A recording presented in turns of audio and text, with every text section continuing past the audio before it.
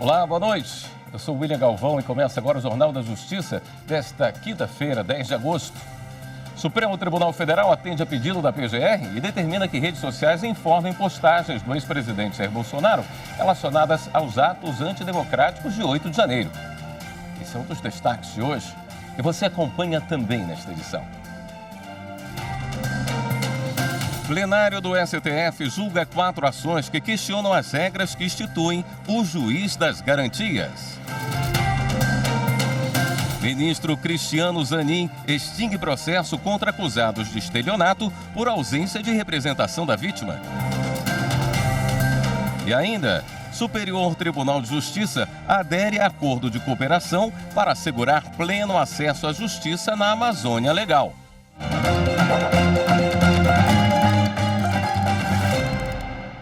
O ministro Alexandre de Moraes, do Supremo Tribunal Federal, determinou que os provedores de redes sociais informem postagens do ex-presidente da República, Jair Bolsonaro, sobre assuntos como eleições, STF e Forças Armadas. A repórter Viviane Novaes tem as informações ao vivo para a gente. Viviane, boa noite. Boa noite, William. Boa noite a todos. Olha, o ministro Alexandre de Moraes tomou essa medida no âmbito do inquérito que apura quem são os responsáveis pelos atos de 8 de janeiro que provocaram a destruição das sedes dos 3 poderes aqui em Brasília. A Procuradoria-Geral da República, que fez o pedido, alegou que há conexão entre os fatos apurados no inquérito e as condutas atribuídas a Jair Bolsonaro. Os provedores das redes sociais devem enviar à PGR a íntegra das postagens nos perfis do ex-presidente sobre eleições, urnas eletrônicas, Tribunal Superior Eleitoral, STF e Forças Armadas. Além disso, a empresa Meta, que administra o Facebook, deve mandar para a PGR um vídeo postado e apagado no perfil de Bolsonaro, que foi preservado por decisão do STF. As redes sociais também devem informar se os denunciados ou réus no inquérito eram ou são seguidores do ex-presidente e, caso não sejam mais, que deem a data e que deixaram de seguir o perfil do ex-presidente. Devem informar ainda quais deles repostaram publicações de Bolsonaro sobre fraude em eleição, urnas eletrônicas, TSE, STF, Forças Armadas e intervenção militar. William. Obrigado pelas informações, Viviane. O ministro André Mendonça, do Supremo Tribunal Federal, anulou a condenação por tráfico de drogas de um homem que teve a casa invadida pela polícia. O ministro observou que a entrada em domicílio sem autorização judicial exige demonstração de razões que indiquem a ocorrência do crime. Os detalhes dessa decisão com a repórter Carolina Chaves. O homem teve a casa invadida com base em denúncia anônima, sem mandado judicial e sem realização de diligências prévias. Ao entrar na casa, foram encontrados mais de 1,5 kg de drogas, facas, embalagens e balança de precisão, caracterizando o fracionamento da droga. O homem foi denunciado e condenado pela Justiça em Campina Grande, na Paraíba, por tráfico de drogas a 7 anos de reclusão em regime inicial fechado. A condenação foi mantida pelo Tribunal Estadual e pelo Superior Tribunal de Justiça. No Supremo, a defesa do homem alegou que o ingresso forçado dos policiais foi ilegal. Ao atender o pedido da defesa, o ministro André Mendonça verificou que a ação da polícia desrespeitou a garantia constitucional da inviolabilidade domiciliar e que, sem mandado judicial, os policiais só poderiam entrar se a suspeita estivesse baseada em fatos concretos e não em suposições. Além disso, o ministro lembrou jurisprudência do Supremo de que a denúncia anônima só é válida se for precedida por diligências para confirmar o crime e que mesmo a apreensão de drogas na casa do suspeito não afasta a nulidade da condenação resultante de ação arbitrária da autoridade policial. O ministro Gilmar Mendes, do Supremo, manteve as regras do programa Mais Médicos sobre a abertura de cursos de medicina. O pedido de liminar foi feito pela Associação Nacional das Universidades Particulares. Confira na reportagem de Amanda Mustafa. Na decisão, o ministro Gilmar Mendes considerou válidas as regras dos editais do programa Mais Médicos, estabelecidas em Lei Federal de 2013, como a única forma de autorização para criar novos cursos e vagas de medicina nas faculdades particulares. Pela regra, a abertura de novas vagas de formação médica passou a ser permitida somente em localidades pré-definidas pelo Ministério da Educação, com o objetivo de aumentar o número de profissionais formados em áreas com escassez de médicos. Além disso, as instituições privadas com interesse em abrir cursos precisam passar por um processo de seleção após chamamento público do governo federal. O texto ainda será votado no plenário virtual. O pedido de liminar é da Associação Nacional das Universidades Particulares. Na ação, a entidade questiona se a Lei do Mais Médicos é constitucional e argumenta, entre outros pontos, que diversas decisões judiciais, com base no princípio da livre iniciativa, vêm obrigando o MEC a avaliar pedidos de autorização sem chamamento público. Na liminar, o ministro afirmou que a sistemática é adequada para priorizar a instalação de faculdade em regiões com vulnerabilidade social. Gilmar Mendes observou ainda que uma legislação de 2004 tem sido utilizada em algumas decisões judiciais, mas que a Lei do Mais Médicos é mais recente e específica e inaugura um novo sistema de autorização dos cursos de medicina.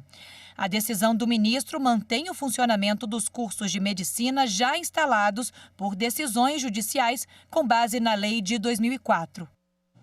O ministro Cristiano Zanin, do Supremo, extinguiu a punição a um casal acusado de estelionato no Rio Grande do Norte.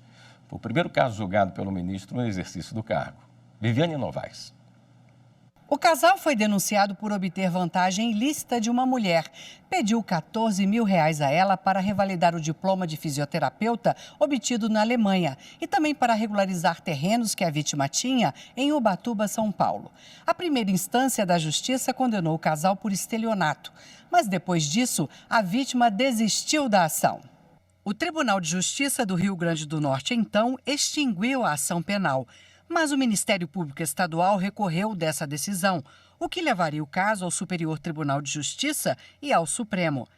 A defesa do casal entrou com habeas corpus no STJ, que foi rejeitado. Então, os advogados entraram com um recurso aqui no STF. O relator do caso, ministro Cristiano Zanin, restabeleceu o que foi decidido pelo Tribunal de Justiça do Rio Grande do Norte, ou seja, extinguiu a punição ao casal. O ministro lembrou que o pacote anticrime definiu que a autorização da vítima é necessária para que o Ministério Público processe os acusados e que, depois da lei, o Supremo decidiu que a norma se aplica também aos processos em andamento, desde que antes do trânsito em julgado, ou seja, antes de uma decisão definitiva. O Supremo continua o julgamento do juiz das garantias. Até o momento, votaram 3 ministros. O relator, ministro Luiz Fux, entende que a adoção do juiz de garantias deve ser opcional. Já os ministros Dias Toffoli e Cristiano Zanin votaram pela obrigatoriedade da implementação do modelo. Repórter Marta Ferreira tem os detalhes. 4 ações discutem as alterações no Código de Processo Penal que instituíram o juiz das garantias. Os autores das ADIs alegam, entre outros pontos, que a implantação do juiz das garantias deveria ocorrer por meio de lei de iniciativa dos tribunais e não do Congresso Nacional. O juiz das garantias deverá atuar na fase do inquérito policial e é responsável pelo controle da legalidade da investigação criminal e por resguardar os direitos individuais dos investigados. A competência dele abrange todas as infrações penais, exceto as de menor potencial ofensivo. A atuação do juiz das garantias termina quando ele decide se aceita eventual denúncia apresentada pelo Ministério Público. Caso seja aceita, é aberta uma ação penal, na qual passa a atuar outro juiz que ficará encarregado de conduzir o processo até a sentença. O relator ministro Luiz Fux votou no sentido de tornar opcional a adoção do juiz das garantias, ficando a critério de cada tribunal estabelecer a implementação do modelo. Já o ministro Dias Toffoli entende que o juiz das garantias deve ser implementado de maneira obrigatória e nacional.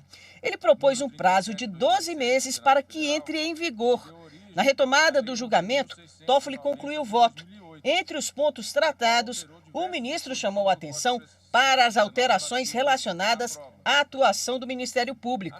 Toffoli destacou a necessidade de que todas as investigações sejam realizadas sob supervisão judicial.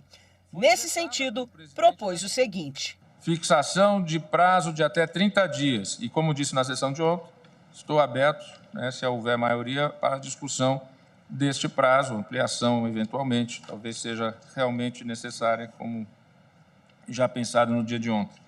Contados da publicação da ata do julgamento, para os representantes do Ministério Público encaminharem, sob pena de nulidade, todos os PIC e outros procedimentos de investigação criminal, mesmo que tenham outra denominação, ao respectivo juiz natural, independentemente de juiz das garantias já ter sido implementado na respectiva jurisdição. Na sequência, o ministro Cristiano Zanin, que tomou posse na semana passada, apresentou seu voto pela primeira vez no plenário.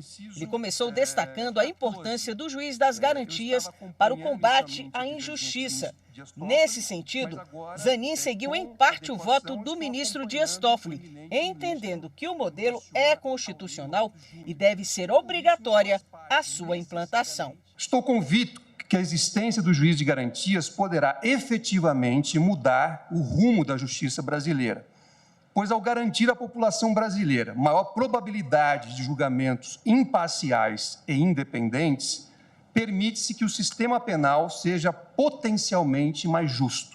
Entre outros pontos, Cristiano Zanin divergiu em parte do relator. Entendo que o juiz de garantias não deve ter atuação probatória na fase de investigação, ainda que subsidiária.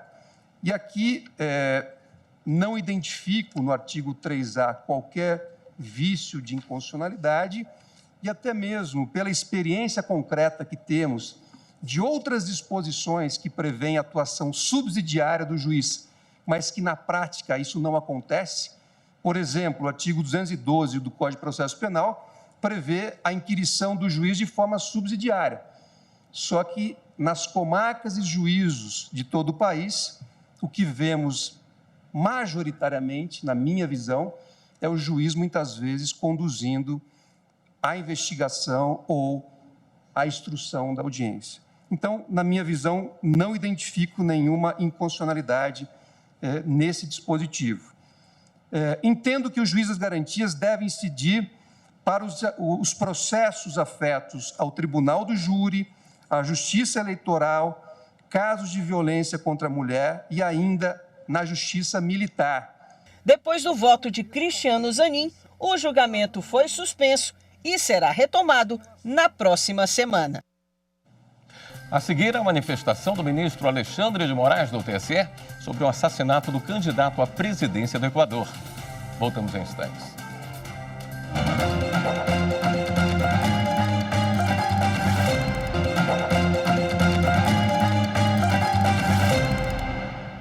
O Tribunal Superior do Trabalho promoveu nesta quinta-feira a cerimônia de outorga da Ordem do Mérito Judiciário do Trabalho, a OMJT 2023. Vamos ao TSE falar ao vivo com o repórter Rafael Oliveira, que tem as informações sobre esse evento. Oi, Rafael, ao vivo do TST, boa noite. Olá, William, boa noite para você, boa noite a todos. A comenda é concedida desde 1970 a instituições e personalidades que se destacam pelos serviços prestados à sociedade e à justiça do trabalho. O evento contou com a presença de autoridades dos 3 poderes da República e também da sociedade civil. A abertura foi feita pelo presidente do TST e do CSJT, ministro Lélio Bentes Correia. Entre os agraciados estavam a presidente do Supremo Tribunal Federal, ministra Rosa Weber, e o presidente do Congresso Nacional, Rodrigo Pacheco, que receberam a medalha Grão Colar, e o presidente da Câmara dos Deputados, Arthur Lira, que recebeu a medalha Gran Cruz. 2 instituições também foram agraciadas. A Educafro, organização de voluntariado voltada para a inclusão educacional da população pobre e afro-brasileira. E também a Fraternidade Sem Fronteiras, organização humanitária que atua em causas sociais no Brasil e na África subsaariana. Volto com você, William. Obrigado pelas informações, Rafael. O plenário do Tribunal Superior Eleitoral aprovou por unanimidade na sessão dessa quinta a proposta orçamentária para o próximo ano. Os recursos somam mais de 11 bilhões e 800 milhões de reais e devem ser usados para despesas do TSE e dos TREs, além do fundo partidário que ficou em 1 bilhão 226 milhões de reais. O relator foi o presidente da Corte, ministro Alexandre de Moraes. No caso, o processo de elaboração foi realizado em conformidade com as normas constitucionais e legais, em especial a Emenda Constitucional 95 de 2016, a Emenda Constitucional 113 de 2021, Projeto de Lei Orçamentárias de 2024 e o Projeto de Lei Complementar 93 de 2023. Além disso, foi definido em comum acordo com a Secretaria de Orçamento Federal do Ministério do Planejamento e Orçamento e seguindo as orientações normativas. Dessa forma, atende todos os requisitos necessários à sua aprovação. Proposta orçamentária, encaminho o voto no sentido da proposta orçamentária aprovada para encaminhamento ao Ministério do Planejamento e Orçamento. Ainda na sessão, o ministro Alexandre de Moraes lamentou o assassinato do candidato à presidência do Equador, Fernando Villavicencio, nessa quarta-feira. O respeito às leis, ao Estado democrático de direito prevalecerão com a garantia absoluta do exercício da cidadania nas eleições no Equador no próximo dia 20 de agosto. Repudiamos todo e qualquer ato que põe em risco o legítimo processo eleitoral que assegura ao cidadão o direito de escolher livremente os seus legítimos representantes. Expressamos nossas condolências à família do candidato e ao povo equatoriano. Uma delegação da Suprema Corte do Quênia visitou o TSE. Carolina Lasno conta como foi. 19 membros da Suprema Corte do Quênia acompanharam a sessão plenária desta quinta-feira no Tribunal Superior Eleitoral. Na sequência, o grupo se encontrou com os ministros do TSE. Eles receberam informações sobre o funcionamento do sistema judicial e eleitoral brasileiro. A delegação visitou também o Museu do Voto, onde houve uma votação simulada na urna eletrônica. A presidente da Suprema Corte do Quênia, Martha Koome, se disse impressionada com o modelo inovador do sistema de votação do Brasil. É um sistema muito simples, fácil de usar e acessível ao povo. Transmite os resultados e conta os votos em poucas horas. É muito impressionante, disse Martha. O TSE está coordenando o 12º Simulado Nacional de Hardware de Urnas Eletrônicas. Repórter Fábio Ruas. Tribunais regionais eleitorais de todo o país participam do 12º Simulado Nacional de Hardware de Urnas Eletrônicas. Os testes colocam à prova o funcionamento dos equipamentos e servem para prevenir problemas técnicos. Cada TRE define o próprio cronograma de testes. No Paraná, o simulado ocorreu durante esta semana. O objetivo desses testes é detectar problemas que possam ocorrer nas urnas eletrônicas e que possam ser tratados com antecedência para que no dia da eleição eles não venham a ocorrer. Então, por isso que é feita essa simulação da utilização da urna como se fosse realmente o dia da votação. Os técnicos de tecnologia da informação dos TREs ainda fazem a preparação para que os sistemas que geram as mídias e rodam na urna eletrônica também sejam testados, assim como a transmissão de resultados. Até as eleições de 2024, outras simulações semelhantes devem ocorrer. STJ participa de acordo para assegurar pleno acesso à justiça na Amazônia Legal. Assunto para o próximo bloco. Até já.